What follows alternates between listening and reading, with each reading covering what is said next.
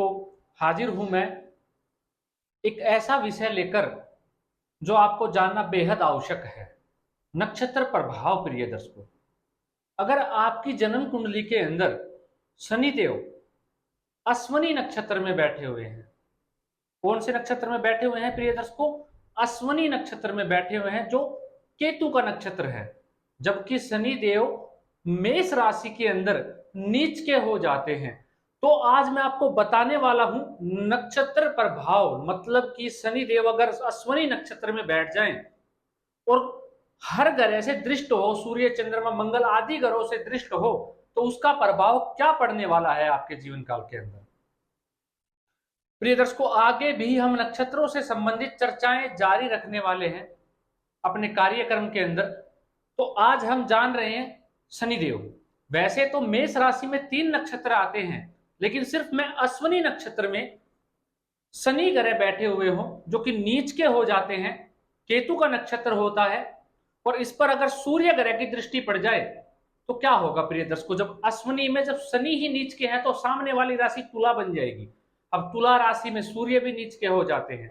अब सूर्य और शनि आपस में दोनों का दृष्टि संबंध जब बनेगा तो ऐसा जातक के पिता के साथ संबंध काफी मधुर नहीं पाए जाते। आप जानते हैं ये दृष्टि संबंध बेहद खराब दृष्टि संबंध में से एक है।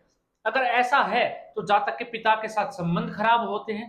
ऐसा जातक अपने पिता के सामने जाते ही कुछ ना कुछ ऐसा उल्टा सीधा बोलना शुरू कर देता है, जिसके चलते वो बाद में पश्चाताप भी करता है। पश्चाताप भी है कि मैंने ऐसा क्यों कहा, मैंने अपने पिताजी को ऐसा क्यों बोल दिया।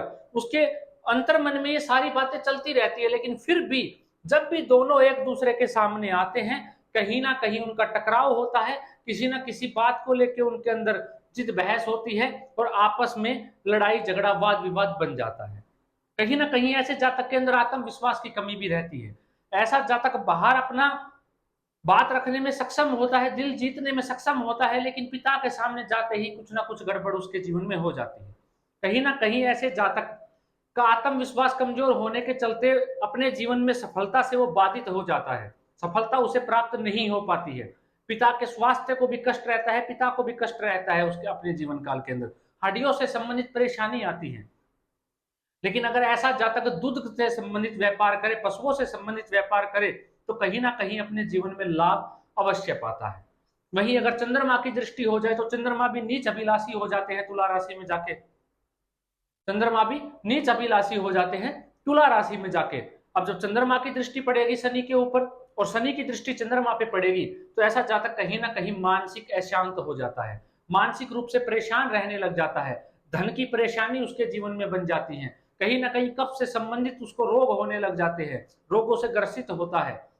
ऐसा जातक धीरे धीरे जो भी वो कार्य करता था उससे उसका मन हटना शुरू हो जाता है। जब भी चंद्रमा की महादशा या शनि का उसमें अंतर आए, तब कहीं ना कहीं परेशानी की बाधाएं उसके जीवन में बढ़ जाती है, माता के सुख में कमी आ जाती है, माता के स्वास्थ्य में दिक्कत आना शुरू हो जाती है प्रिय दर्शकों।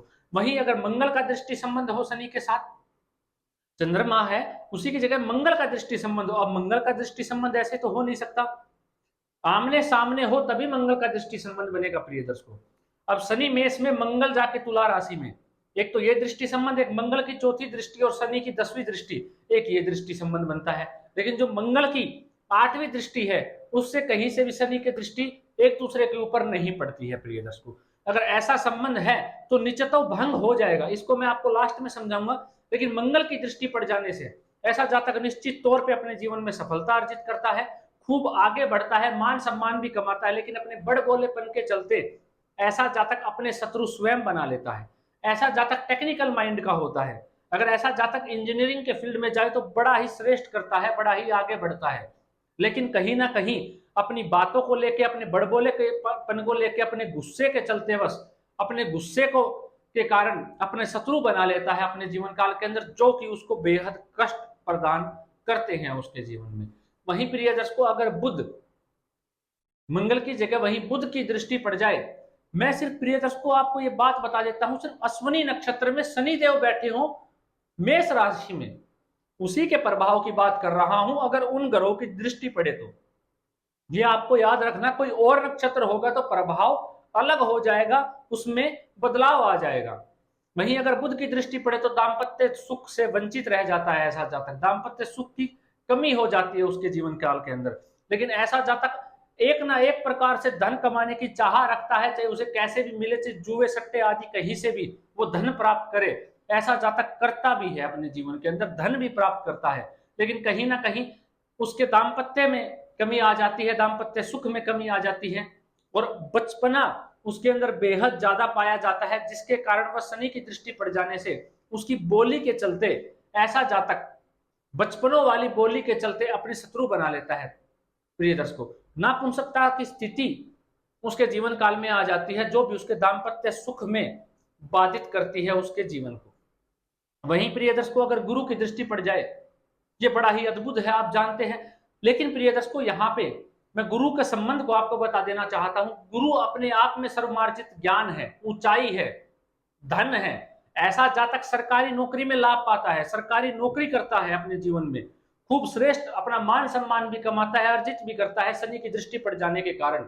लेकिन प्रिय दर्शकों, सब कुछ होने के बावजूद संतान सुख उसके जीवन में कमी पाई जाती है, संतान सुख से बाधित देखा जाता है ऐसे जातक को। कहीं ना कहीं संतान की कमी उसके जीवन में हो जाती है। वही गुरु का यहाँ पे होना बड़ा श्रेष्ठ है, कोई ऐसी परेशानी वाली बात नहीं है। लेकिन पेट से संबंधित रोग ऐसे जातक को होते हैं, पित्त की समस्या ऐसे जातक के साथ उसके जीवन काल में बनी रहती है।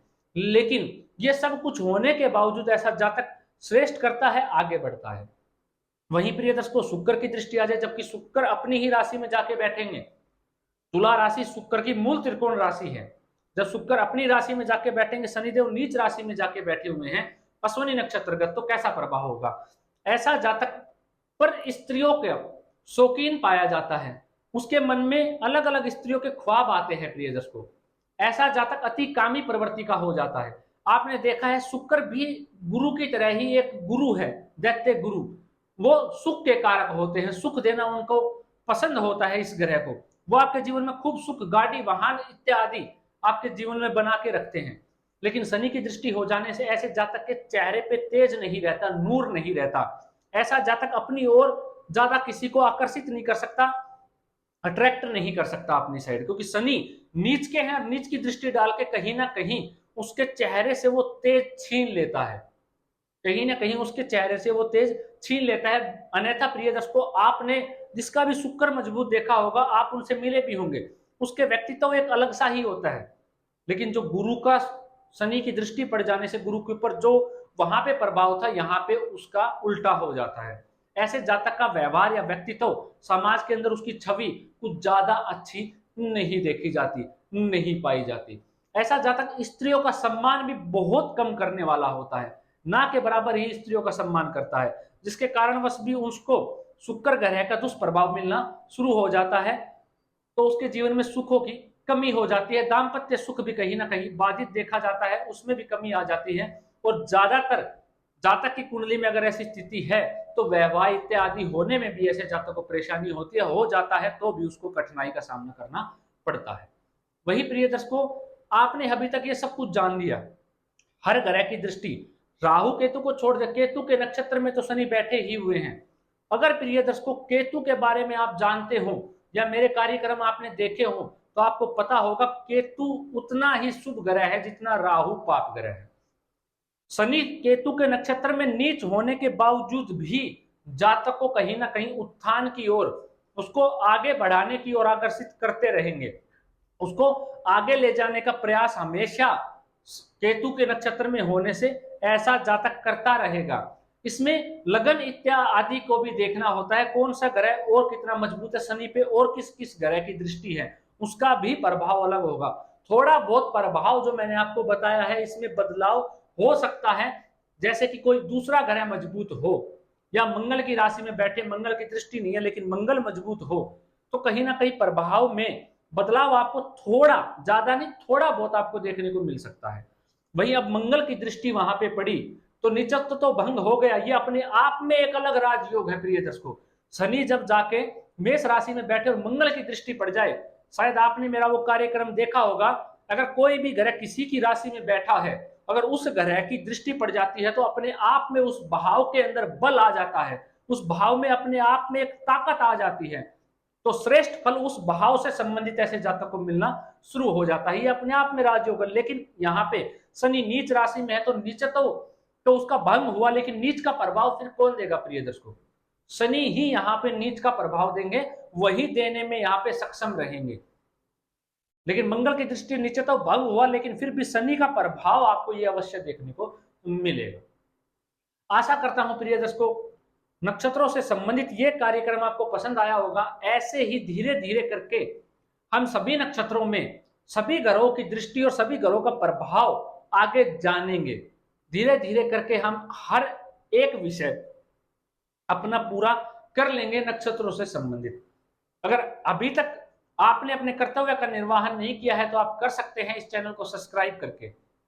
मैं आशा करता हूं अभी तक आपको यह कार्यक्रम समझ में आया होगा और बड़ा ही आनंद देने वाला रहा होगा। अगर आपका भी कोई सवाल है, आप जानना चाहते हैं, तो कमेंट में आप कर सकते हैं। आपके सवाल का जवाब आपको अवश्य दिया जाएगा, आपकी जिज्ञासा अवश्य शांत की जाएगी।